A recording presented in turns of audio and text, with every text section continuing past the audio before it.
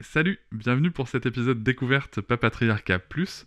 J'ai pris le parti maintenant de vous laisser découvrir un extrait des bonus le jour de leur sortie. Ne soyez pas étonnés, c'est pour ça que je fais ce petit message avant. L'épisode va s'arrêter au bout de quelques minutes. Si vous souhaitez continuer bien sûr l'écoute de cet épisode et de l'ensemble des bonus, vous pouvez cliquer sur le lien en description pour vous abonner. Je vous souhaite un bon extrait. Avec quelqu'un qui a dit que je peux pas jouer aux poupées, et après j'ai pleuré. Bienvenue sur Papatriarcat, le podcast qui réfléchit à la parentalité au XXIe siècle pour l'affranchir du modèle patriarcal.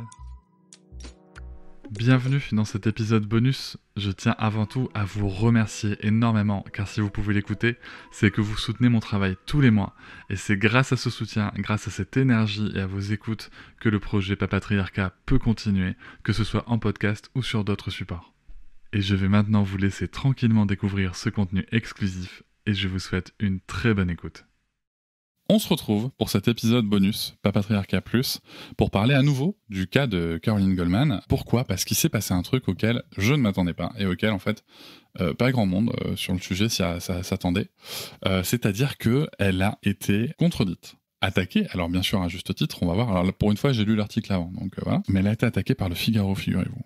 Alors là, c'était vraiment... je vous assure, quand j'ai vu que c'était sorti, j'étais là, incroyable.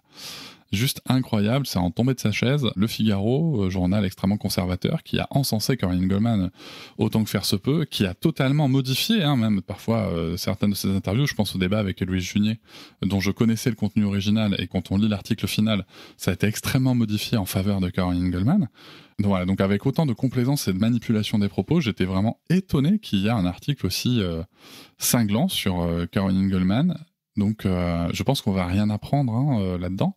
Mais je suis vraiment curieux parce que vous savez, des fois, on fait semblant d'attaquer les gens parce que voilà, pour dire on est journaliste, on essaie de faire un minimum de neutralité.